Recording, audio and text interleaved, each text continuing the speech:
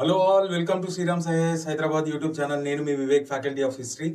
మనము స్పెక్ట్రమ్కి సంబంధించి ప్రతి టాపిక్ ఎలాబొరేట్గా ఈ యూట్యూబ్ ఛానల్లో డిస్కస్ చేసుకుంటున్నాము. రాబోయే ప్రిలిమ్స్కి ఇది చాలా చాలా హెల్ప్ఫుల్గా ఉంటుంది. ప్రతిదీ కూడా జాగ్రత్తగా చూడండి. బ్యాక్గ్రౌండ్లు కూడా ఎలాబొరేట్గా డిస్కస్ చేస్తున్నాను. స్పెక్ట్రమ్లో లేని చాలా ఫ్యాక్ట్స్ కూడా కవర్ చేయడం జరుగుతుంది. అట్లానే ఇవాళ మనం డిస్కస్ చేయబోయే టాపిక్ ఈ స్పెక్ట్రమ్ని రిఫరెన్స్ తీసుకొని ప్రతిదీ కూడా క్రోనలాజికల్గా లైన్గా డిస్కస్ చేసుకుంటూ వస్తున్నాము. ఇవాళ మనం డిస్కస్ చేయబోయే టాపిక్ ఏంటి అంటే caste movements in British India. చూడండి picture. Caste movements in British India అంటే ప్రీ ఇండిపెండెంట్ ఎరాలో బ్రిటిష్ రూల్ ఉన్నప్పుడు క్యాస్ట్ మూవ్మెంట్స్ అనేవి జరిగినాయి. అందులో ఇంపార్టెంట్ క్యాస్ట్ మూవ్మెంట్స్ గురించి మనం డిస్కస్ చేయాలి. డీటెయిల్స్లోకి వెళ్ళక ముందు మనము కొన్ని ఫ్యాక్ట్స్ తెలుసుకోవాలి క్యాస్ట్ మూవ్మెంట్స్ గురించి. అదేంటి అనేది నేను ఫస్ట్ స్లైడ్లో ఎక్స్ప్లెయిన్ చేస్తాను. క్యాస్ట్ మూవ్మెంట్స్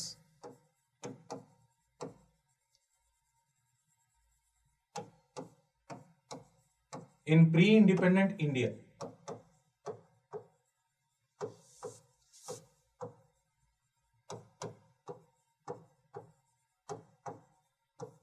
ఇవి ఏ రీజన్ లో మనకి బాగా కనిపిస్తాయి, నార్త్ లోనా లేకపోతే సౌత్ ఇండియాలోనా అని మనము ఒకవేళ క్వశ్చన్ చేసుకుంటే ఇది దాదాపు చాలా వరకు క్యాస్ట్ మూవ్మెంట్స్ కూడా మనకి సౌత్ లోనే కనిపిస్తాయి.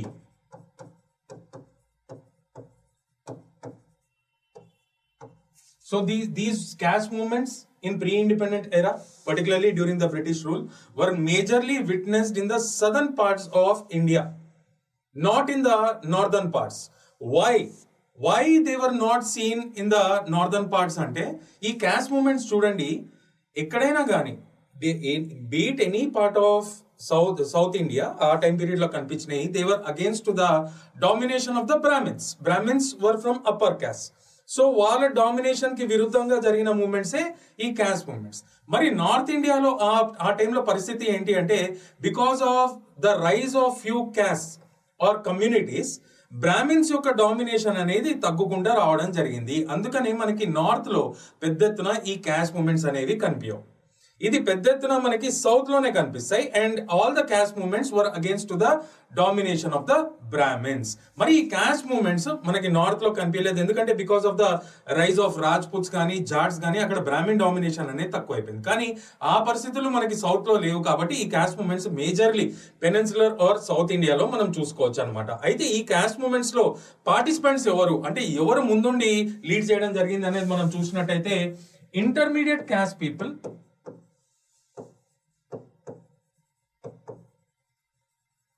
and Dalits, downtrodden sections. వీళ్ళే ముందుండి నడిపేయడం జరిగింది అనమాట. ఇప్పుడు మనం డిస్కస్ చేసింది ఏంటి, these were against to the domination of the Brahmins.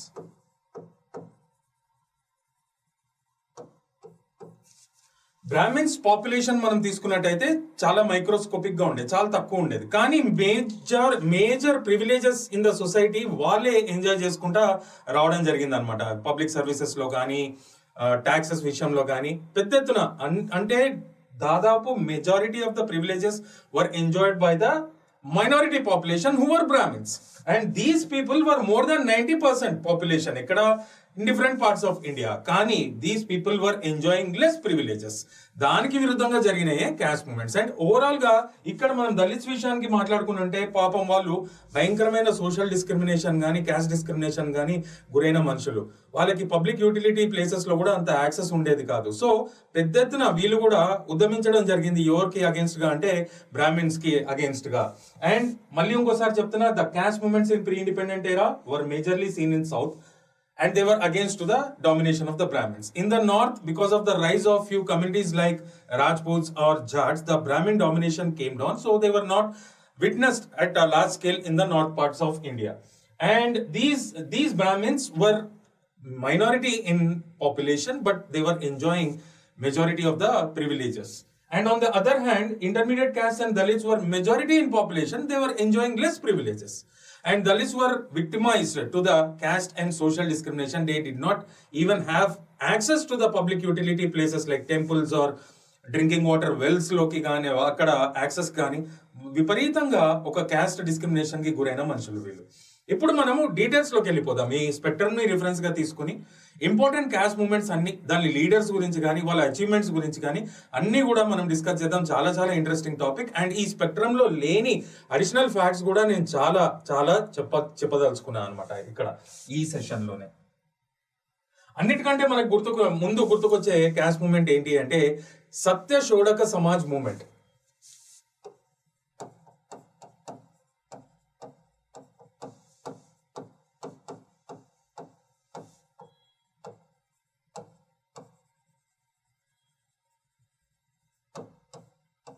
ఇది ఏ ప్రాంతంలో మనం చూడొచ్చు అంటే మహారాష్ట్ర రీజన్. సత్యశోడక సమాజ్ అంటే మీనింగ్ ఏంటి అంటే ట్రూత్ సీకర్స్ అసోసియేషన్. ఇది ఎస్టాబ్లిష్ చేసింది కానీ లీడ్ చేసిన మనిషి ఎవరు అంటే చాలా చాలా పాపులర్ పర్సనాలిటీ, మహాత్మా జ్యోతిరావు ఫూలే.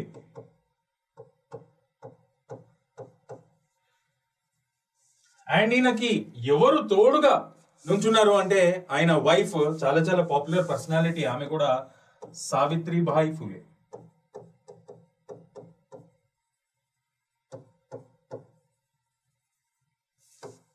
వీళ్ళిద్దరు కూడా ఈ సత్యశోడక సమాజ్ ద్వారా they condemned caste discrimination. They were against to the caste discrimination. They promoted equality in the society. They were against to the meaningless and expensive rituals also. ఈ ఎవరు? మహాత్మా జ్యోతిరావు ఫూలే అండ్ ఆయన భార్య Savitribai Phule. They condemned the caste discrimination. They promoted equality.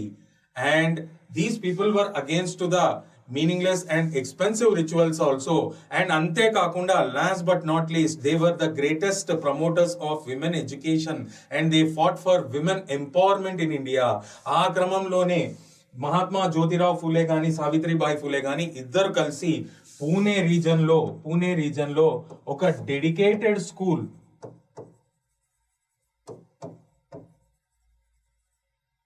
For the girls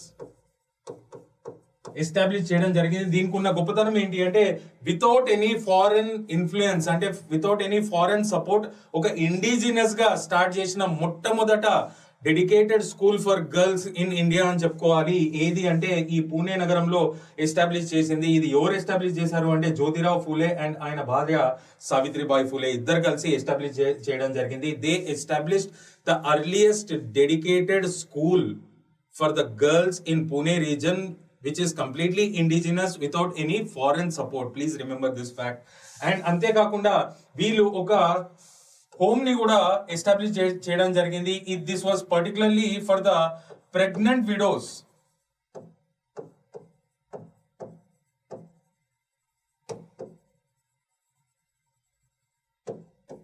వాళ్ళ safe డెలివరీని ensure చేసే విధంగా, అంటే ఎంత అద్భుతమైన మనుషులు చూడండి.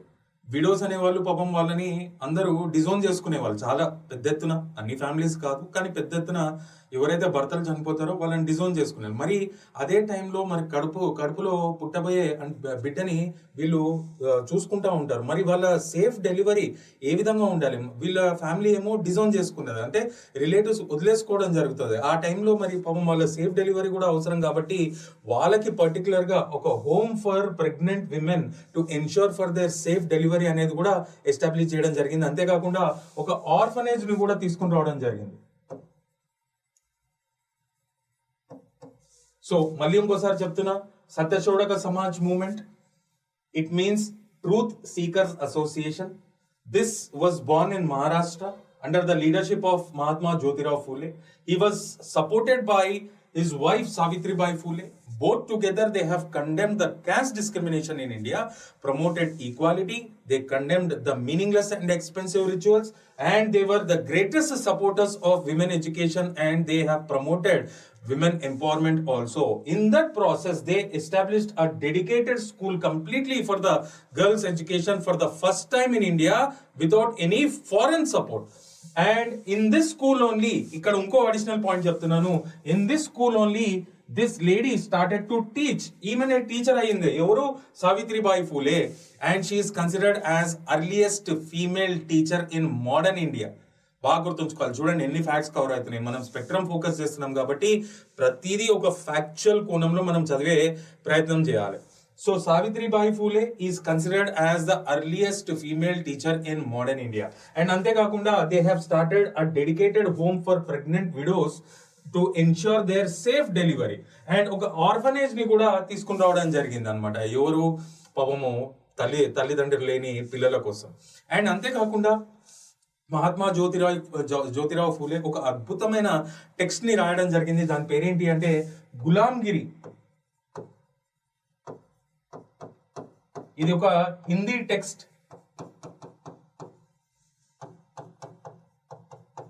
దీన్ని రాసిన మనిషి జ్యోతిరావు ఫూలే.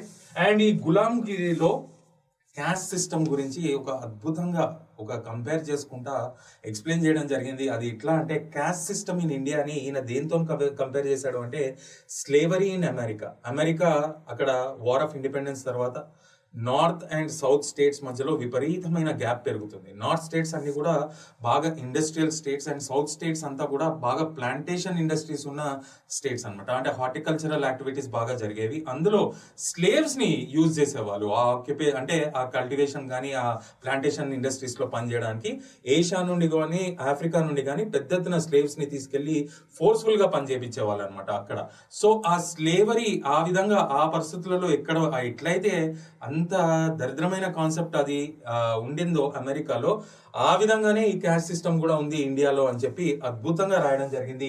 ఎక్కడ అంటే గులాంగిరి అనే హిందీ టెక్స్ట్ లో. అండ్ ఈయన ఫుడ్ స్టెప్స్ ఫాలో అవ్వకుంటూ ఒక అద్భుతమైన డిసైపుల్ కూడా, ఒక ఫాలోవర్ ఉన్నాడు జ్యోతిరావు ఫూలేకి. ఆయన పేరేంటి అంటే సాహు మహారాజ్.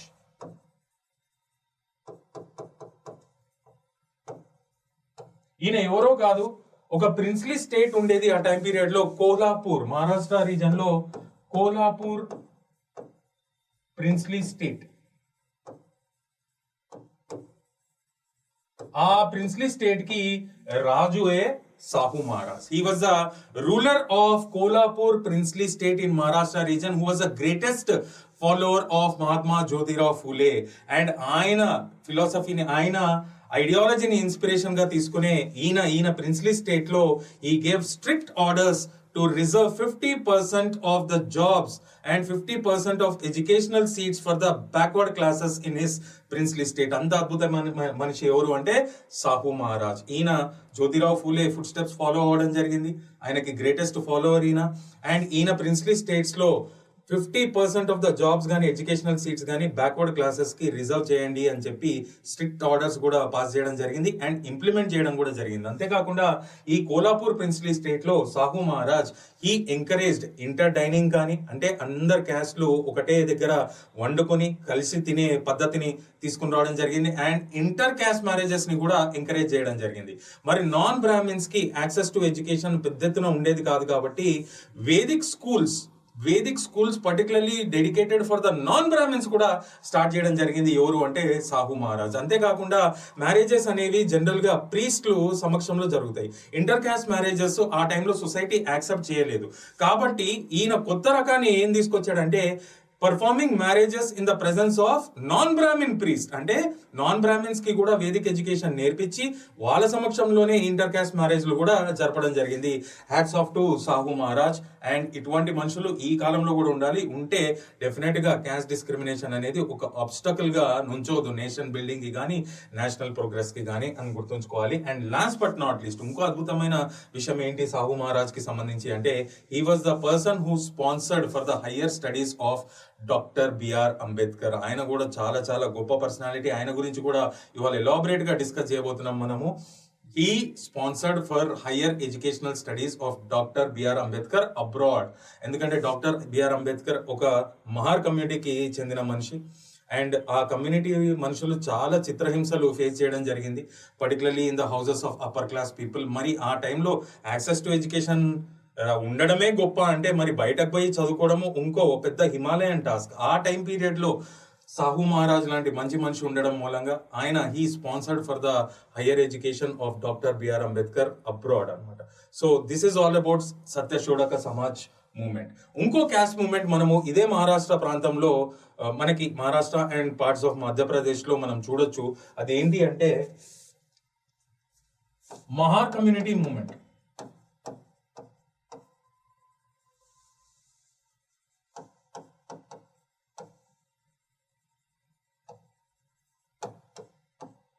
అసలు ఎవరి మహార్ కమ్యూనిటీ?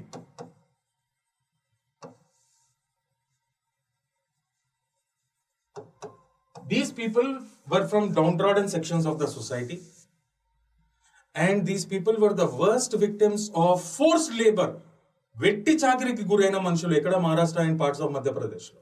ఎవరింట్లో? అప్పర్ కాస్ట్ పీపుల్ ఇంట్లో.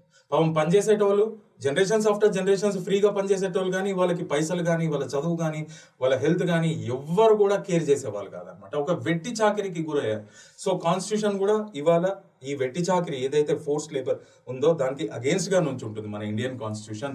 ఆ మహార్ కమ్యూనిటీ ఆ టైం పీరియడ్ లో those people were the worst victims of the forced labour or bonded labour.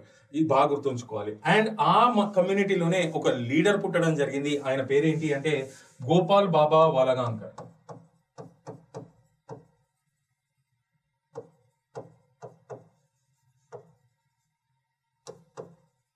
ఈయన ఇనిషియల్లీ బ్రిటిష్ అడ్మినిస్ట్రేషన్ లో పనిచేయడం జరిగింది. తర్వాత మహాన్ కమ్యూనిటీ పీపుల్ ఎవరైతే ప్రజలు ఉన్నారో, చిత్రహింసలు పడుతున్నారో, ఆ సిచ్యువేషన్ ని చూసి చలించుకోలేక ఆయన జాబ్ కి రిజైన్ చేసి ఈ కమ్యూనిటీలో ఎవరైతే బాగా హెరాస్మెంట్ కి గురవుతున్నారో, ఈ బాండెడ్ లేబర్ కి గురవుతున్నారో వాళ్ళ అప్లిఫ్ట్మెంట్ కోసము మొట్టమొదటిసారిగా కృషి చేసిన మనిషి గోపాల్ బాబా వాలగాంకర్. అండ్ అదే నేపథ్యంలో ఈ పబ్లిష్డ్ జర్నల్, మరాఠీ జర్నల్, దాని పేరేంటి అంటే విఠల్ విధ్వంసక్.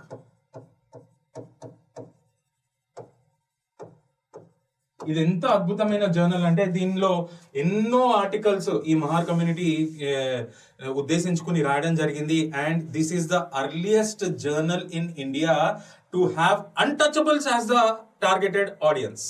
ఎందుకంటే మహార్ కమ్యూనిటీ పీపుల్ని ఒక అన్టచబుల్స్ గా ట్రీట్ చేసేవాళ్ళంటే ఇంటి బ్యాక్ డోర్ నుండి రావాలి, లేకపోతే సపరేట్ యూటెన్సిల్స్ లో తినాలి. ఎంతో చాలా ఒక దరిద్రం అని చెప్పాలి ఇది, ఇటువంటి social practices.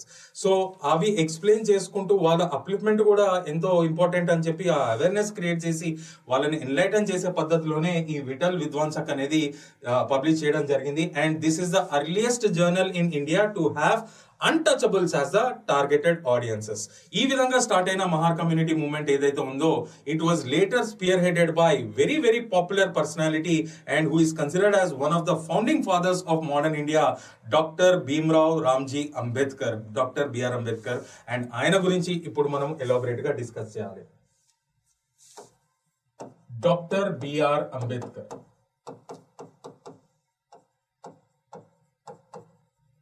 he championed the Mahar community movement.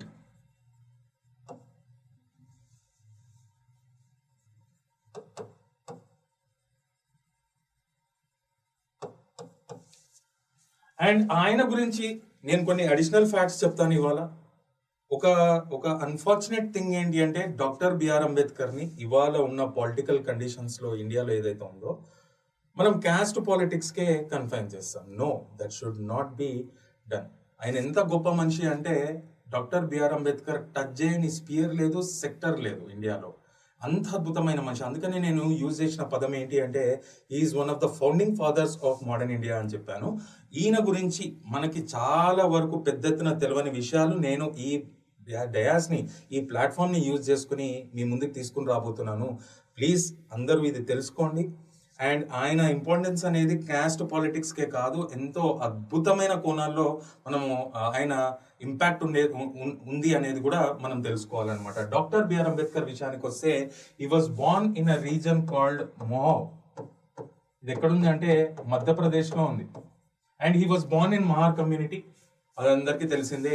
అందుకనే ఫస్ట్ వాళ్ళ అప్లిఫ్ట్మెంట్ కోసము చాలా తాపత్రయం చెంది చాలా కృషి చేయడం జరిగింది. ఆయనని ఇన్స్పిరేషన్గా తీసుకుని డిఫరెంట్ రీజన్స్ ఆఫ్ ఇండియా ఎవరైతే డౌన్ ట్రాడన్ సెక్షన్స్ కానీ దళిత్స్ కానీ సిమిలర్ లైన్స్లో బాధపడుతున్నారో ఆయనని ఇన్స్పిరేషన్గా తీసుకుని అక్కడ కూడా మూమెంట్స్ స్టార్ట్ అవ్వడం జరిగింది. ఆయనని ఎంతో ఇన్స్పిరేషన్గా తీసుకునేవాళ్ళు. సరే, అది పక్కన పెడితే అసలు ఈయన సర్నేమ్ ఏంటి? డాక్టర్ బిఆర్ అంబేద్కర్ సర్నేమ్ ఏంటి అంటే సక్పాల్. చాలా మందికి తెలియని విషయం. సక్పాల్ అనేది ఈయన సర్నేమ్. మరి ఈయనని స్కూల్లో జాయిన్ చేసే టైం పీరియడ్లో ఈయన ఫాదర్కి వచ్చిన ఆలోచన ఏంటి అంటే సక్పాల్ అనే సర్నేమ్ ఎవరికి ఉండేది ఆ టైం పీరియడ్లో అంటే అప్పుడు డౌన్ ట్రాడన్ సెక్షన్స్ అంటే ఈ మార్ కమ్యూనిటీ పీపుల్లో ఉండేది. మరి పాపము ఈ స్కూల్ అంటే ఒక పబ్లిక్ యూటిలిటీ ప్లేస్కి వెళ్తే అక్కడ డిస్క్రిమినేషన్కి గురయ్యే అవకాశాలు ఉన్నాయి తన కొడుకు. కాబట్టి ఆయన ఫాదరు ఆయనని ఎప్పుడైతే ఎన్రోల్ చేస్తున్నాడో ఆ టైం పీరియడ్లో ఆయన సర్నేమ్ ఏ విధంగా మార్చడం జరిగింది అంటే అంబాదవేకర్గా మార్చడం జరిగింది.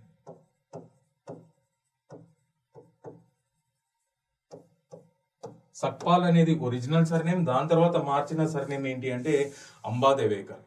తర్వాత ఆయన టీచర్ ఎవరైతే ఉన్నారో అదే స్కూల్లో ఆయన అంటే అంబేద్కర్ అంటే విపరీతమైన ఇష్టం అనమాట. అంత టాలెంటెడ్ స్టూడెంట్ చూసి his teacher was very fond of him. Okay, ఆయన పేరేంటి అంటే కేశవ్ కృష్ణజీ అంబేద్కర్. అసలు ఆయన టీచర్ పేరు Ambedkar. And his teacher was very fond of this person, so he gave his surname to his dearest student. ఆ విధంగా ఆయనకు వచ్చిన పేరే అంబేద్కర్. సో మళ్ళా చెప్తున్నా, his original surname was Sakpal.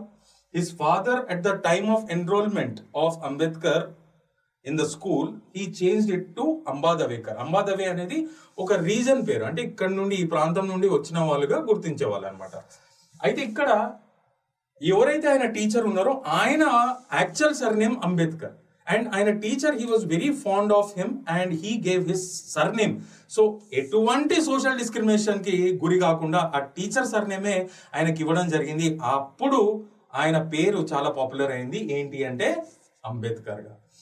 And ఈయన గురించి మనం తెలుసుకోవాల్సిన విషయాలు ఏవైతే ఉన్నాయో, ఈయన ప్రీ ఇండిపెండెంట్ అంటే ఇండిపెండెన్స్ రాకముందే ఇద్దరు వాయిస్ రాయ్ ఆఫ్ ఇండియా, ఎవరైతే వాయిస్ రాయ్స్ గా ఉన్నారో వాళ్ళ ఎగ్జిక్యూటివ్ కౌన్సిల్లో the member on labour affairs గా పనిచేయడం జరిగింది. Particularly in the executive council of viceroy lord Linlithgow and viceroy lord Wavell, వీళ్ళిద్దరి ఎగ్జిక్యూటివ్ కౌన్సిల్స్ లో ఈయన పనిచేయడం జరిగింది. ఎట్లా అంటే మెంబర్ ఆన్ లేబర్ అఫైర్స్. ఒకళ్ళు లాకి సంబంధించి ఉంటారు, ఒకళ్ళు డిఫెన్స్ కి సంబంధించి ఉంటారు. ఎగ్జిక్యూటివ్ కౌన్సిల్ మనం పాలిటీలో చదువుకున్నదే. ఓకే, ఆ విధంగా అంటే లెజిస్లేటివ్ కౌన్సిల్ ఉంటుంది, ఎగ్జిక్యూటివ్ కౌన్సిల్ ఉంటుంది. సో ఇక్కడ ఒక మెంబర్ అంటే పర్టికులర్ గా ఆ పోర్ట్ఫోలియోని ఈయనకి ఇవ్వడం జరిగింది వైస్రాయ్ ఎగ్జిక్యూటివ్ కౌన్సిల్. ఎవరికి అంటే డాక్టర్ బిఆర్ అంబేద్కర్ కి. ఆయన కృషితోనే కొత్త లేబర్ రిఫార్మ్స్ వచ్చినాయి. ప్రీ ఇండిపెండెంట్ ఎరాలోనే మనకు చాలా విషయాలు తెలియదు. ఇండిపెండెన్స్ వచ్చినాక దాని ఇన్స్పిరేషన్ గా తీసుకునే ఇవన్నీ తీసుకుని రావడం జరిగింది. అదేంటి అంటే మినిమం వేజెస్. చూడండి ఎన్ని అద్భుతమైన విషయాలు ఉన్నాయి మనకు తెలియని, ప్రతి ఒక్కటి టచ్ చేయడం జరిగింది ఈయన.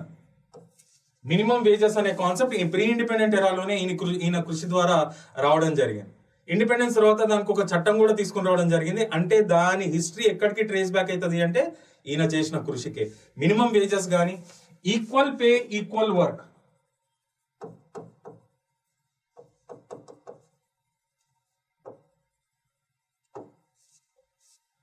ఫిక్స్డ్ అవర్స్ ఆఫ్ వర్క్,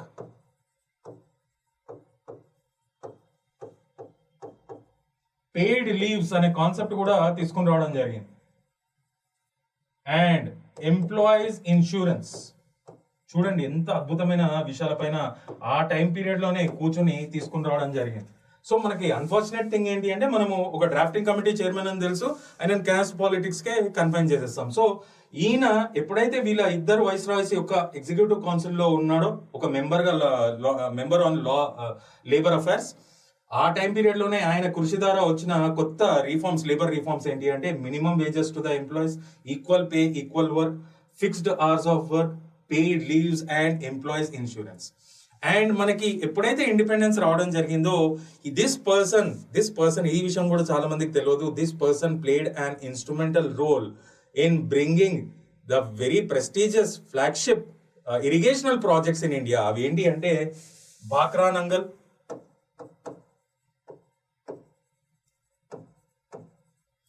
మనకి Son river valley project, Damodar river valley project and Mahanadi river valley projects. ఇవి రావడానికి ఎంతో కృషి చేసి ఒక ఇన్స్ట్రుమెంటల్ రోల్ అనేది ప్లే చేయడం జరిగింది. ఎవరు అంటే మన డాక్టర్ బిఆర్ అంబేద్కర్. చూడండి, ఏదన్నా సెక్టర్ టచ్ చేయకుండా ఉన్నా ఇంకా తెలుసుకుంటారు. ఇది ఇక్కడికి కాలే, ఇంకా ముందుంది. అయితే ఇక్కడ లేబర్ అఫైర్స్ పైన మెంబర్ ఉన్నప్పుడేమో ఈ రిఫార్మ్స్ రావడం జరిగింది ఇండిపెండెన్స్ కంటే ముందే. అండ్ ఇండిపెండెన్స్ తర్వాత he played an instrumental role in the establishment of flagship irrigational projects in India, independent India. అవి ఏంటి అంటే బాక్రా నంగల్ డ్యామ్, మనకు సోన్ రివర్ వ్యాలీ ప్రాజెక్ట్, లేకపోతే దామోదర్ రివర్ వ్యాలీ ప్రాజెక్ట్, లేకపోతే మహానది రివర్ వ్యాలీ ప్రాజెక్ట్ కూడా రావడం జరిగింది. దానిలో ఒక ఇన్స్ట్రుమెంటల్ రోల్ ప్లే చేయడం జరిగింది. అండ్ అంతేకాకుండా ఇండిపెండెన్స్ వచ్చినాక సెంట్రల్ ఎలక్ట్రిసిటీ అథారిటీ రావడంలో, సెంట్రల్ వాటర్ వర్క్స్ కమిషన్ రావడంలో ఎంతో ఇన్స్ట్రుమెంటల్ రోల్ కూడా ప్లే చేయడం జరిగింది. ఎవరు అంటే డాక్టర్ బిఆర్ అంబేద్కర్. అంతేకాకుండా మనకి ఇండిపెండెన్స్ వచ్చినాక మనకి ఎంప్లాయ్మెంట్ ఎక్స్చేంజెస్ అనేవి స్టార్ట్ అయినాయి ఓవరాల్ ఇండియా. ఆ ఎంప్లాయ్మెంట్ ఎక్స్చేంజెస్ రావడంలో కూడా ఈయన ఎంతో కృషి చేయడం జరిగింది. He played an instrumental role in bringing employment exchanges in India. And ఎంత అద్భుతమైన మనిషి అంటే ఈయన ఆ టైం పీరియడ్ లోనే ఈ wrote a text, my thoughts on linguistic states అని. నేను ఇంకో స్లైడ్ లో ఎక్స్ప్లెయిన్ చేస్తాను. He had written a text called my thoughts on linguistic states.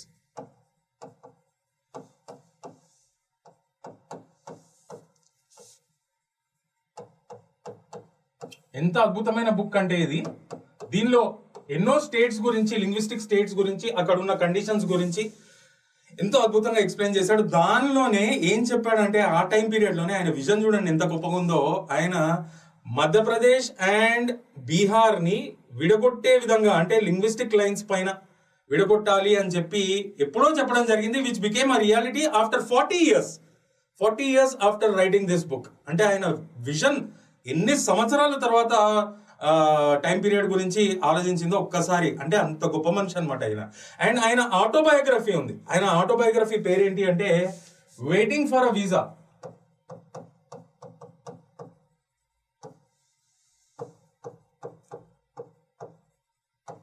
ఇది ఎంత అద్భుతమైన టెక్స్ట్ అంటే ఆయన చిన్నప్పటి నుండి పడిన కష్టాలు, మళ్ళీ అబ్రాడ్ కోసం ఎడ్యుకేషన్ వెళ్ళేదాకా మొత్తం ఆయన లైఫ్ ని ఎంతో అద్భుతంగా, ఎంతో చక్కగా ఆయన పడిన కష్టాలన్నీ కూడా ఎంతో అద్భుతంగా వివరించడం జరిగింది ఈ బుక్ లో.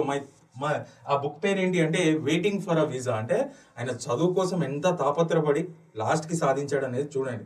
అండ్ ఈ బుక్ ఏదైతే ఉందో, ఈ autobiography waiting for a visa, this is considered as a compulsory reference material to all the students in Columbia university. అంత గొప్ప వ్యక్తి ఎవరు? Doctor BR Ambedkar. ఇది కూడా చాలా మందికి తెలియదు. This is considered as a compulsory reference text. అడగండి మీ రిలేటివ్స్ ఎవరైనా చదువున్నా, లేకపోతే మీకు ఎటువంటి సమాచారం ఉన్నా కానీ కనుక్కోవడానికి ట్రై చేయండి. These are all facts that I'm explaining and everything is there in the public domain. And this is considered as a compulsory reference text for all the students in Columbia universities. Such a great book it is.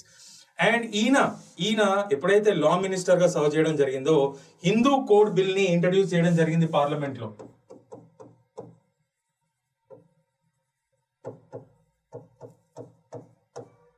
దీనికి ఉన్న importance ఏంటి అంటే Hindu code bill, ఇది ఒక Hindu religion కి సంబంధించి, particularly it is focused on women empowerment. ఎట్లా అంటే this bill for the first time ఎప్పుడు లేని విధంగా it provided for equal marriage and property rights for both men and women. అప్పటిదాకా చాలా డిస్క్రిమినేషన్ కి గురైనారు విమెన్ అనేది. And this Hindu code bill brought an end to the polygamy in Hindu religion. And ఇదే Hindu code bill provided equal rights for both women and men and women when it comes for marriage, divorce కానీ, adoption విషయంలో కానీ, అందరికి property విషయంలో కానీ equal rights provide చేసేదే ఈ bill. అయితే ఎప్పుడైతే ప్రవేశపెట్టడం జరిగిందో చాలా క్రిటిసిజం కి గురవ్వడం జరిగింది ఈ బిల్. ఎందుకంటే it was a male chauvinistic society, అంటే ఒక జెండర్ డిస్క్రిమినేషన్ ని అనేది బాగా పెద్ద ఎత్తున చూడొచ్చు ఆ టైం పీరియడ్ లో. ఇది డిఫీట్ అవ్వడం జరిగింది. ఇది డిఫీట్ అయినాక ఆయన రిజైన్ కూడా చేయడం జరిగింది. కానీ అక్కడ ఆయన సైలెంట్ గా కూర్చోలేదు. ఆయన ఇన్ఫ్లుయెన్స్ తోని, ఆయన కృషితోని ఇది మళ్ళీ తర్వాత పీరియడ్ లో పాస్ అయ్యే విధంగా ఆయన ఎంతో శ్రమించడం జరిగింది. ఎవరు అంటే డాక్టర్ బిఆర్ అంబేద్కర్. చూడండి, విమెన్ ఎంపవర్మెంట్ విషయంలో ఉన్నాడు, ఇరిగేషనల్ ఆస్పెక్ట్ లో ఉన్నాడు, లేబర్ రిఫార్మ్స్ లో ఉన్నాడు, ఎంప్లాయ్మెంట్ ఆపర్చునిటీస్ విషయంలో ఉన్నాడు, ఎలక్ట్రిసిటీ అథారిటీ కానీ, వాటర్స్ కమిషన్ విషయంలో ఉంది. తర్వాత ఇండియాలో స్టేట్స్ ఏ విధంగా డివైడ్ అవుతాయని ముందే గ్రహించి చెప్పడం జరిగింది. అండ్ ఈయన ఎప్పుడైతే కాన్స్టిట్యూయెంట్ అసెంబ్లీలో ఉన్నాడో, మనందరికీ తెలుసు డ్రాఫ్టింగ్ కమిటీ చైర్మన్ గా పనిచేశాడు. అందుకని పర్టికులర్ గా మనకి నేను ఆ పాయింట్ రాయలేదు, చిన్నపిల్లని అడిగిన చెప్తాడు. So who was the chairperson for drafting committee that drafted the very prestigious Indian constitution అంటే డాక్టర్ బిఆర్ అంబేద్కరే.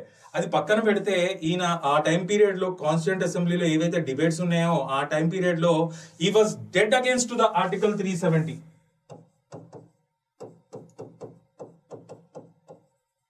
మనందరికీ తెలుసు, this provides a special status to the state of Jammu and Kashmir. ఈయన ఎందుకు అగేన్స్ట్ గా ఉన్నాడు, నేను కూడా ఈయనతో పాటే సపోర్ట్ చేస్తున్నాను ఈ విషయం పైన. When we are in same nation, why we need 2 different constitutions అని చెప్పడం జరిగింది. It is completely against to the unity and integrity of India. నేను కూడా అదే నమ్ముతాను డెఫినెట్ గా. సో ఆ టైం పీరియడ్ లోనే చెప్పడం జరిగింది. ఇది కూడా రియాలిటీ అయ్యి this article became inactive now in Indian constitution. మనందరికీ తెలుసు సినిమా ఏం జరిగింది అనేది. సో జమ్మూ అండ్ కాశ్మీర్ కి ఉన్న స్పెషల్ స్టేటస్ తీసేయడం జరిగింది. జమ్మూ అండ్ కాశ్మీర్ ని, లదాఖ్ ని ఒక యూనియన్ టెరిటరీస్ గా క్రియేట్ చేయడం జరిగింది, మనందరికీ తెలుసు. సో ఈ విషయం పైన కూడా ఎన్నో సంవత్సరాల ముందే ఆ విజన్తోని ఆయన డిబేట్ చేయడం జరిగింది కాన్స్టిట్యూయెంట్ అసెంబ్లీలో అని కూడా నేను చెప్పదలుచుకున్నా. అండ్ అంతేకాకుండా ఈయన ఇంకో బుక్ రాశాడు. ఇది కూడా చాలా చాలా ఇంపార్టెంట్ మనకి, ఎగ్జామ్ పాయింట్ ఆఫ్ వ్యూ అనుకోండి, మీకు నాలెడ్జ్ పరంగా అనుకోండి, అంబేద్కర్ గొప్పతనము తెలుసుకోవడానికి అనుకోండి. ఇంకో బుక్ రాయడం జరిగింది. అదేంటి అంటే problem of rupee.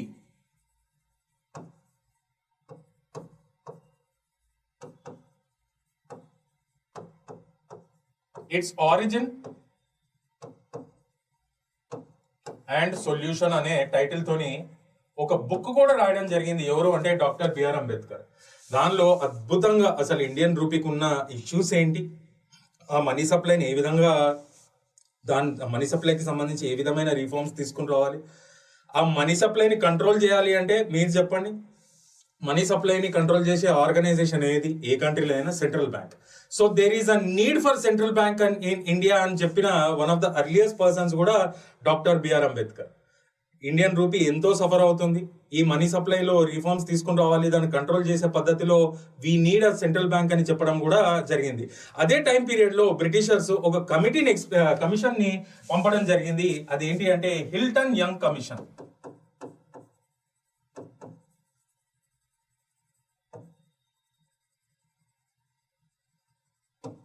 Hilton Young commission రావడానికి ఉద్దేశం ఏంటి అంటే to check the feasibility to establish a central bank in India. ఆ హిల్టన్ యంగ్ కమిషన్ అందరు రిప్రజెంటేషన్స్ తీసుకోవడం జరిగింది. ఈ సెంట్రల్ బ్యాంక్ ని తీసుకుని వద్దామా లేదా అనేది విషయంలో. అట్లానే ఈ చదువుకున్న మేధావి ఎవరైతే ఉన్నారో డాక్టర్ బిఆర్ అంబేద్కర్ రాసిన ఈ గొప్ప బుక్ ని కూడా తీసుకొని చదవడం జరిగింది. అండ్ దానికి అనుకూలంగానే Hilton Young commission recommended the British government that there is a need to establish a central bank in India. ఆ క్రమంలోనే 1934 లో ఆర్బీఐ యాక్ట్ తీసుకుని రావడం జరిగింది. 1935 లో ఇట్ బికేమ్ ఎఫెక్టివ్. ఏది? Reserve bank of India. అందుకనే ఆయనని రెస్పెక్ట్ ఇచ్చుకుంటానే, అది ఆయన కాంట్రిబ్యూషన్స్ ని కోమెమరేట్ చేసుకుంటానే reserve bank of India very recent times లో యూపీఐ కూడా ఆయన పేరు పైన లాంచ్ చేయడం జరిగింది. దాని పేరే భీమ్ యాప్. భీమ్ ఎవరో కాదు, భీమ్రావ్ రామ్జీ అంబేద్కర్ గారే. ఓకే, సో ఈయన ఈ కోణంలో కూడా టచ్ చేయడం జరిగింది. అండ్ ఈయన వేరే విషయాలకు వస్తే మహార్ కమ్యూనిటీ మూవ్మెంట్ అప్లిఫ్ట్మెంట్ కోసము శ్రమిస్తూ ఇన్ని డిఫరెంట్ సెక్షన్స్ ని, అంటే డిఫరెంట్ సెక్టర్స్ పైన కూడా ఆయన ఇంపాక్ట్ మనము చూడొచ్చు. And he is considered as the earliest person to do a doctorate in economy abroad particularly London school of economics లో కూడా ఈజ్ ద ఎర్లియస్ట్ పర్సన్ అని చెప్పుకోవచ్చు. అండ్ అంత అద్భుతమైన మనిషి ఆయన. అంటే మనము ఎంత అన్ఫార్చునేట్ అంటే ఇప్పటిదాకా మనకి పర్స్పెక్టివ్ డాక్టర్ బిఆర్ అంబేద్కర్ అంటే అరే దళిత్స్ కోసం కొట్లాడేవాడు, లేకపోతే ఒక క్యాస్ట్ పాలిటిక్స్, అంబేద్కర్ అనగానే అదే గుర్తుకొస్తుంది. కానీ ఇన్ని గొప్ప విషయాలు ఉన్నాయి ఆయనకు సంబంధించి. అండ్ ఈయన వెన్ ఇట్ కమ్స్ టు ఈయనకి మహాత్మా గాంధీకి ఉన్న ఐడియాలజికల్ డిఫరెన్స్ గురించి నేను మాట్లాడదలుచుకున్నా. దీన్ని బేస్ చేసుకుని కూడా క్వశ్చన్స్ చాలాసార్లు వచ్చినాయి మెయిన్స్లో. ఇక్కడ మీరు నేర్చుకోవాల్సిన విషయం ఏంటి అంటే ఈయన డాక్టర్ బిఆర్ అంబేద్కర్ ఎవరైతే ఉన్నారో ఈయన పొలిటికల్ యాంగిల్లో అంటే పొలిటికల్ అప్రోచ్ ఏదైతే ఉందో ఈ ప్రేజ్డ్ గాంధీ. ఈయన గాంధీని ప్రేజ్ చేయడం జరిగింది for raising his voice against the exploitative policies of the British. Gandhi ఏదైతే పొలిటికల్లీ కొట్లాడుతున్నాడో, ఏదైతే దేనికైతే అగేన్స్ట్ గా వాయిస్ రేజ్ చేయడం జరిగిందో దాన్ని ఖచ్చితంగా ప్రేజ్ చేయడం జరిగింది. But Ambedkar criticised Gandhi on his opinion. దేనిపైన అంటే దళిత్స్ పైన కానీ, క్యాస్ట్ సిస్టమ్ పైన కానీ, అన్టచబిలిటీ పైన కానీ గాంధీకి ఏదైతే ఒపీనియన్ ఉందో దాన్ని విపరీతంగా క్రిటిసైజ్ చేయడం జరిగింది. ఎందుకంటే వీళ్ళిద్దరికి మధ్యలో ఐడియాలజికల్ డిఫరెన్స్ ఏంటి అంటే అంబేద్కర్ క్యాస్ట్ సిస్టమ్ ని మొత్తం డిస్మాంటిల్ చేయమని కోరిన మనిషి. ఎవరు? Doctor BR Ambedkar. Annihilation of caste అనే బుక్ కూడా, అద్భుతమైన బుక్ కూడా రాయడం జరిగింది. అండ్ గాంధీ ఒపీనియన్ ఏంటి అంటే ఇది తరతరాల నుండి ఎంతో పవిత్రంగా వస్తున్న సిస్టమ్ ఏది, ఈ హిందూ క్యాస్ట్ సిస్టమ్ ఏది, మనకి ఆచారం అయిపోయింది, మన బ్లడ్ లో కూడా కలిసిపోవడం జరిగింది. మనము ఈ అన్టచబిలిటీని అబాలిష్ చేసుకుంటూ వాళ్ళ అప్లిఫ్ట్మెంట్ కోసం మనం కృషి చేయాలి అని నమ్మిన మనిషి Mahatma Gandhi. So that was the ideological difference. When it comes to the political sphere, Ambedkar praised Gandhi for raising his voice against the exploitative policies of the British. But when it comes to the social sphere, Ambedkar always criticized Gandhi for his opinion on the untouchables and caste system in India. Please remember this point. And in a chanipoka mundu, Dr. B.R. Ambedkar chanipoye mundu, he gave a call to all his followers, all his supporters to migrate to Buddhism or to embrace Buddhism. And పెద్దెత్తున ఒక world record అని చెప్పుకోవాలి. Over night చాలా మంది ఈయన అభిమానులు ఎవరైతే ఉన్నారో, చాలా మంది ఎవరైతే చాలా సఫర్ అవుతున్నారో సొసైటీలో డౌన్ ట్రాడెన్ సెక్షన్స్ నుండి, చాలా మంది పెద్ద ఎత్తున బుద్ధిజం ని మళ్ళీ ఇంకోసారి ఎంబ్రేస్ చేయడం జరిగింది. అండ్ ఈయన ఒక ఫెంటాస్టిక్ టెక్స్ట్ కూడా రాయడం జరిగింది, బుద్ధ అండ్ హిస్ ధర్మ అనే టైటిల్ తోని.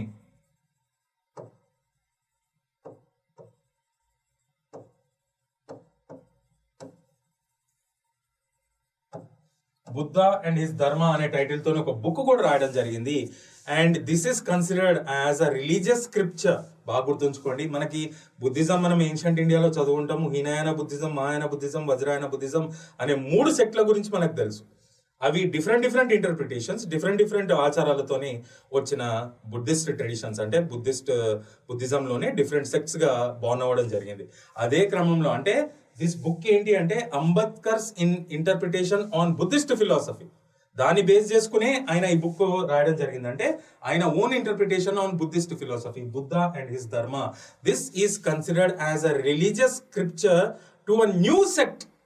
ఇది అఫీషియల్ గా సెక్ట్ లాగా మనం ట్రీట్ చేయలేం, కానీ అంబేద్కర్ పిలుపుతోని చాలా మంది ఆయన అభిమానులు జాయిన్ అవ్వడం జరిగింది. కాబట్టి మరి బుద్ధిస్ట్ ఫిలాసఫీని గురించి, దాని ఆచారాల గురించి తెలుసుకోవాలంటే ఖచ్చితంగా ఒక రిలీజియస్ స్క్రిప్చర్ అనేది అవసరం. కాబట్టి ఇదే ఆ టైం పీరియడ్ లో ఒక రిలీజియస్ స్క్రిప్చర్ అయింది. అండ్ దీన్ని ఒక కొత్త సెక్ట్ గా కూడా గమనించడం జరుగుతుంది. ఆ సెక్ట్ ఏమని పిలవాలి అంటే భీమాయాన బుద్ధిజం.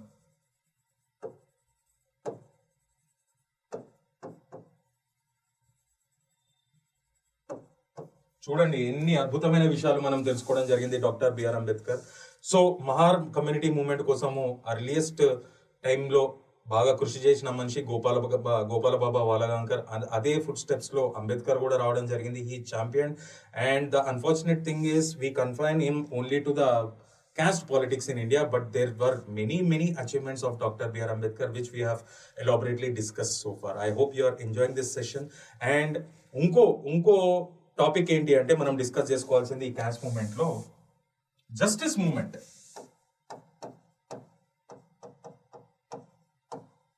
ఇది కూడా చాలా ఇంపార్టెంట్ టాపిక్. ఇది పర్టికులర్ గా ఎక్కడ చూడొచ్చు మనం అంటే మద్రాస్ ప్రెసిడెన్సీ, మద్రాస్ రీజియన్. ఇక్కడ ఇంటర్మీడియట్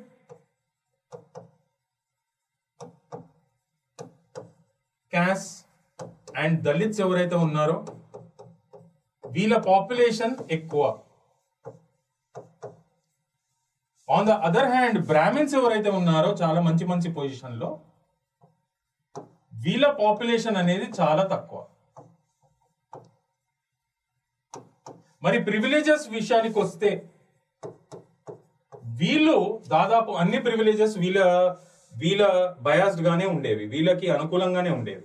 మరి వీళ్ళ విషయానికి వస్తే జాబ్స్ కానీ ఎడ్యుకేషనల్ ఆపర్చునిటీస్ కానీ వీళ్ళ ప్రివిలేజెస్ చాలా చాలా తక్కువ ఒకటే సొసైటీలో బతుకుతున్నప్పటికీ. అందుకనే వీళ్ళు ఎవరైతే ఇంటర్మీడియట్ క్యాస్ట్ కానీ దళిత్స్ కానీ వాళ్ళకి సపోర్ట్ చేసిన వాళ్ళు ఉన్నారు, ఎవరైతే వీళ్ళు ఉన్నారో ఒక ఆర్గనైజేషన్ ని ఎస్టాబ్లిష్ చేయడం జరిగింది ఈ బ్రాహ్మణ్ డామినేషన్ కి అగేన్స్ట్ గా. దాని పేరే సౌత్ ఇండియా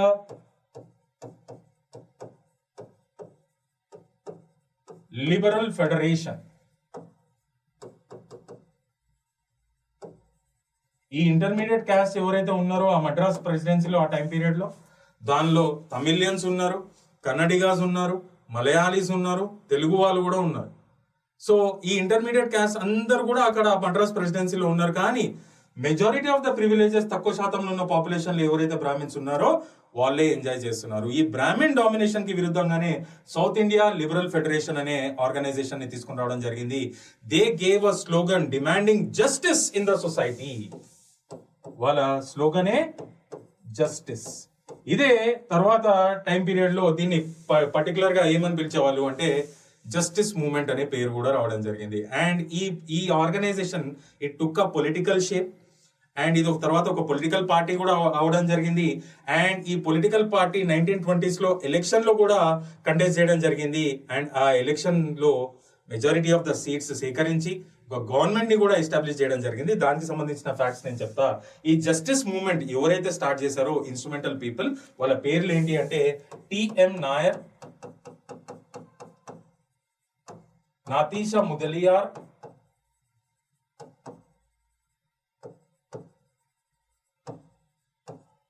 త్యాగరాయ చెట్టి.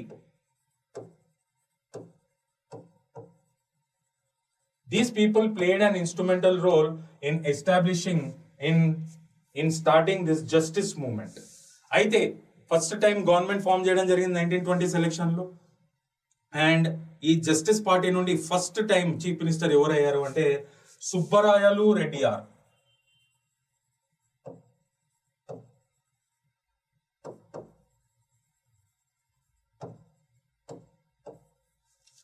ఈ జస్టిస్ మూవ్మెంట్ అనగానే మనకి ఒక చాలా చాలా ఇంపార్టెంట్ గొప్ప పర్సనాలిటీ పేరు గుర్తుకు రావాలి. ఆయనని ఆ టైం పీరియడ్ లో ఏమని పిలుచుకునే వాళ్ళు అంటే పెరియార్ అని పిలుచుకునేవాళ్ళు. ఆయన ఒరిజినల్ పేరేంటి అంటే ఈవి రామస్వామి నాయగర్. పెరియార్ అని ఎందుకు పిలుస్తారు అంటే పెరియార్ మీనింగ్ ఏంటి అంటే ఎల్డర్లీ రెస్పెక్టెడ్ మ్యాన్ అని చెప్పి అర్థం అనమాట పెరియార్కి. ఈయన ముందు ఇండియన్ నేషనల్ కాంగ్రెస్ లో సర్వ్ చేయడం జరిగింది.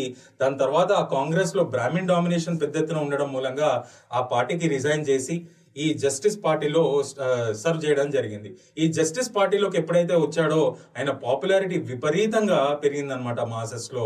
ఆయన అందరి హృదయాలను గెలుచుకుంటా పోయాడు ముందుకి. ఆ టైం పీరియడ్ లోనే ఒక సెల్ఫ్ రెస్పెక్ట్ మూవ్మెంట్ అనేది బాగా బాగా ఇంప్లిమెంటేషన్ లో ఉండింది. ఎక్కడ అంటే మన తమిళ్ అండ్ కేరళ ప్రాంతంలో సెల్ఫ్ రెస్పెక్ట్ మూవ్మెంట్ పర్టికులర్ గా ఎవరిని ఉద్దేశించుకొని తీసుకొచ్చారు అంటే దళిత్స్ ని. అంటే వాళ్ళ టెంపుల్ ఎంట్రీ, పర్టికులర్లీ వాళ్ళకి పాపం టెంపుల్ ఎంట్రీ ఉండేది కాదు, forceful temple entry of the Dalits ని తీసుకుని రావడం జరిగింది. అది పెద్ద ఎత్తున ఈయన ఎప్పుడైతే ఆ సెల్ఫ్ రెస్పెక్ట్ మూవ్మెంట్ కి లీడర్ అయ్యాడో అది పెద్ద ఎత్తున సక్సెస్ అవ్వడం జరిగింది. అట్లానే ఈయన ఎప్పుడైతే జస్టిస్ పార్టీలోకి రావడం జరిగిందో ఆ జస్టిస్ పార్టీ యొక్క విలువ కానీ దాని ఇంపార్టెన్స్ కానీ ఎంతో తారాస్థాయికి చేరడం జరిగింది. అదే ఆయన గొప్పతనం. ఆయన పేరేంటి అంటే ఈవి Ramaswamy Nayakar.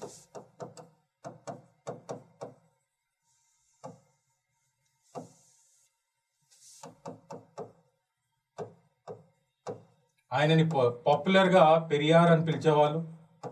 So initially he served in the Indian National Congress, but later he resigned to the party because of the domination of the Brahmins. Later he joined the Justice Party and he gained lot of popularity. He became very popular among the masses.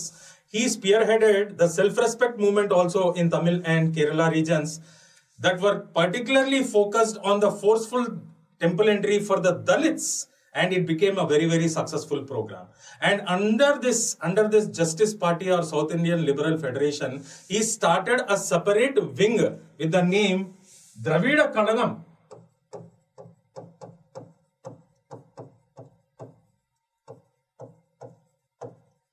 ద్రవిడ కళగం, దాన్ని కళగం అని pronounce చేయాలి. చాలా tongue twisters ఉంటాయి మనకి తమిళ్లో కానీ మలయాళంలో కానీ, చాలా టఫ్ లాంగ్వేజెస్ అవి.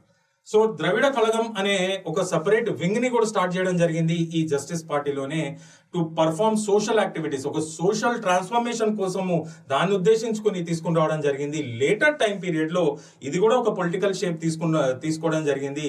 లేటర్ టైం పీరియడ్ లో one of the followers of ఈయన పెరియార్ ఎవరైతే ఉన్నాడో ఆయన పేరు అన్నదురై.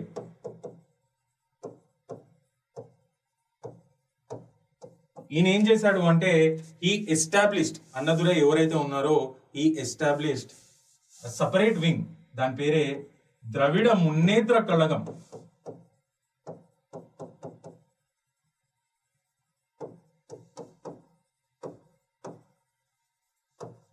దాన్నే పాపులర్ గా డిఎంకే, చాలా చాలా పాపులర్ పొలిటికల్ పార్టీ, ఇప్పుడు కూడా రూలింగ్ లోనే ఉంది అది తమిళనాడులో. సో ఈ విధంగా వచ్చిన పార్టీయే ద్రవిడ మున్నేత్ర కళగం. దాని తర్వాత టైం పీరియడ్ లో అన్నదురైకి సంబంధించి వన్ ఆఫ్ ద ఫాలోవర్స్, చాలా పాపులర్ యాక్టర్ ఎంజి రామచంద్రన్, మనము పాపులర్ గా ఎంజిఆర్ అని పిలుచుకుంటాము, ఆయన తీసుకొచ్చిన పార్టీయే అన్నా ద్రవిడ మున్నేత్ర కళగం. సో వీళ్ళందరూ ఒక రకంగా ఆలోచిస్తే all are followers of Periyar. E V Ramaswamy Naicker, who was very successful in conducting the programs like self-respect movement. He changed the face of Justice Party after joining it, and he became very very popular among the masses. And ఇంకో విషయం మనకి చాలా చాలా మందికి తెలియంది, ఈయన request పైననే, ఈయన భగత్ సింగ్ మనందరికీ తెలుసు, ఒక చిన్న ఏజ్ లోనే అంత గొప్ప చదువు చదివి ఇండియా కోసం సాక్రిఫైస్ చేసిన మనిషి ఆయన లైఫ్ ని. ఇండియా ఎప్పుడు కూడా జనరేషన్స్ ఆఫ్టర్ జనరేషన్స్ ఇటువంటి రెవల్యూషనరీస్ ని గుర్తుంచుకోవాల్సిందే. అందరు కలిస్తేనే ఇప్పుడు ఉన్న ఇండియా. మనం ఇంత హాయిగా బతుకుతున్నాము అంటే, మనకి ఇండిపెండెన్స్ వచ్చింది, అందరం హ్యాపీగా ఉన్నామంటే అందరి సాక్రిఫైసెస్ దానికి కారణం. భగత్ సింగ్ ని ఈయన రిక్వెస్ట్ చేయడం జరిగింది. ఆయన రిక్వెస్ట్ చేసినందుకు భగత్ సింగ్ ఆయన ఏదైతే రిక్వెస్ట్ చేశాడో దానికి అనుకూలంగానే why I'm N atheist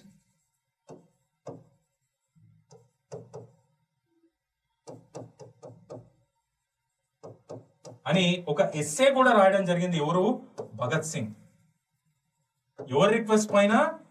Periyar E V Ramaswamy Nayakar request పైననే ఈ ఎస్సేని రాయడం జరిగింది. ఎవరు? భగత్ సింగ్. తర్వాత ఇది ఒక బుక్ రూపంలో పబ్లిష్ చేయడం జరిగింది. దీనిపైన కూడా రీసెంట్ టైమ్స్ లో ప్రిలిమినరీలో ఒక క్వశ్చన్ రావడం జరిగింది, ఎవరు రాశారు ఈ బుక్ అనేది. అసలు ఎందుకు రాయడం జరిగింది అంటే పెరియార్ అడగడం మూలంగానే రాయడం జరిగింది భగత్ సింగ్. సో ఇన్ని అద్భుతాలు, మనము అద్భుతమైన విషయాలు తెలుసుకున్నాం కాబట్టి ఈ పెరియార్ కి సంబంధించి ఇంకో అడిషనల్ ఫ్యాక్ట్ నేనేం చెప్పదలుచుకున్నా అంటే, యునెస్కో, ఇంత గొప్ప మనిషిని యునెస్కో ఏమని రికగ్నైజ్ చేస్తుంది అంటే సోక్రటిస్ ఆఫ్ సౌత్ ఏషియాగా రికగ్నైజ్ చేస్తుంది. ఎవరిని? పెరియార్ని. ఎవరు? యునెస్కో. ఇది కూడా చాలా చాలా important fact. So Periyar is recognised, E V Ramaswamy Naicker is recognised for his achievements, for his intention, for his vision for social transformation ఏదైతే ఉందో దాన్ని గుర్తిస్తూనే యునెస్కో అనే సంస్థ ఆయనను ఏమని రికగ్నైజ్ చేస్తుంది అంటే సోక్రటిస్ ఆఫ్ సౌత్ ఏషియాగా గుర్తించడం జరుగుతుంది. So this is all about the justice party. ఈ జస్టిస్ పార్టీ నుండి తర్వాత విడిపోయి ఏ పార్టీస్ వచ్చినాయి అంటే డిఎంకే అండ్ అన్నా డిఎంకే పార్టీ.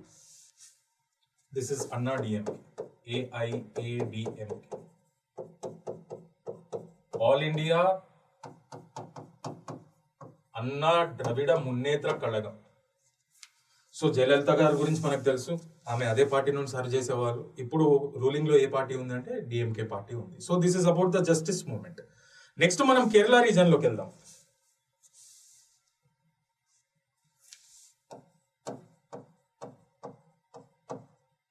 కేరళ ప్రాంతంలో ఫస్ట్ మనం డిస్కస్ చేయాల్సింది ఏంటంటే ఎడవ కమ్యూనిటీ మూవ్మెంట్.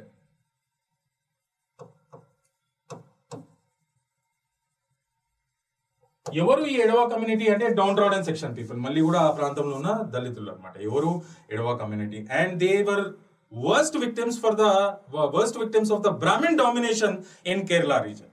సో వాళ్ళకి అగేన్స్ట్ గానే ఈ మూమెంట్ అనేది స్టార్ట్ చేయడం జరిగింది. దానిలో చాలా చాలా పాపులర్ పర్సనాలిటీ ఎవరు అంటే నారాయణ గురు.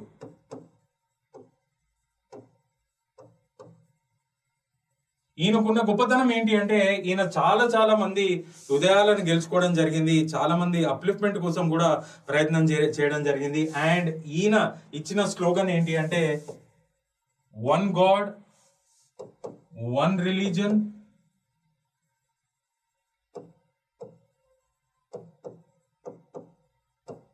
One caste.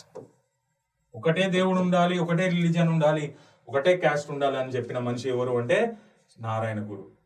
అండ్ దాని తర్వాత టైం పీరియడ్ లో దీనికి లీడర్ ఎవరు అయ్యారు అంటే అయ్యప్పన్ అనే మనిషి became the leader for this Ezhava community movement. And ఈయన కమ్యూనిస్ట్ సిద్ధాంతాలతో చాలా ఇన్స్పైర్ అయిన మనిషి. He gave a call saying that no god, no religion, no caste. And ఈ ఎడవా కమ్యూనిటీ కమ్యూనిస్ట్ గవర్నమెంట్ ఏదైతే ఉందో కేరళలో, దానిలో చాలా చాలా ఇన్స్ట్రుమెంటల్ రోల్, ఇప్పటికీ చాలా పవర్ఫుల్ కమ్యూనిటీ అని చెప్పుకోవచ్చు.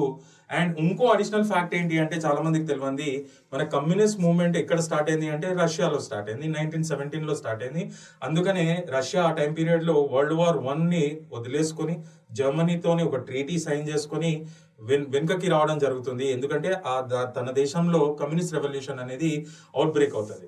ఈ కమ్యూనిస్ట్ రెవల్యూషన్ రష్యాలో వచ్చినప్పటికీ అదొక టోటాలిటేరియన్ గవర్నమెంట్ గా ఎస్టాబ్లిష్ అవ్వడం జరిగింది, కానీ పాపులర్లీ ఎలక్టెడ్ గవర్నమెంట్ కాదు. వరల్డ్ లోనే first popularly elected communist government ఏంటి అంటే మన కేరళలో. All the credit goes to the Ezhava community people. So this is about Ezhava community movement. And ఇదే కేరళ ప్రాంతంలో నాయర్ మూవ్మెంట్ కూడా మనం చూడొచ్చు. ఎవరు ఈ నాయర్స్ అంటే ఇంటర్మీడియట్ క్యాస్ట్ పీపుల్.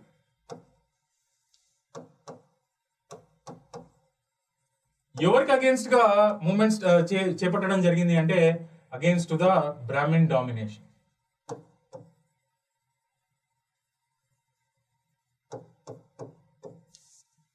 మరి దీనికి సంబంధించి ఇంపార్టెంట్ పర్సనాలిటీస్ ఎవరు అంటే సివి రామన్ పిల్లై,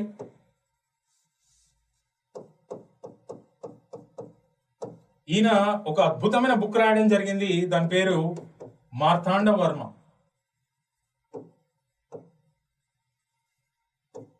ఇది ప్రిన్స్లీ స్టేట్ ఆఫ్ ట్రావెన్కోర్ ఏదైతే ఉందో దానిలో ఒక అద్భుతమైన చాలా స్ట్రాంగ్ రూలర్ ఉండేవాడు మార్తాండ వర్మ అని ఆయనను బేస్ చేసుకుని రాసిన బుక్కే మార్తాండ వర్మ, సివి రామన్ పిల్లై. అండ్ ఇదే నాయర్ మూవ్మెంట్ కి సంబంధించి ఇంకో ఇంపార్టెంట్ పర్సనాలిటీ ఎవరు అంటే పద్మనాభ పిల్లై.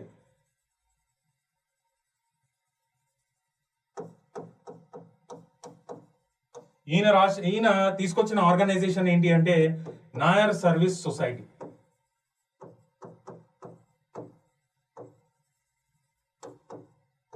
ఇంకో ఇంపార్టెంట్ పర్సనాలిటీ ఎవరు అంటే రామకృష్ణ పిల్లై.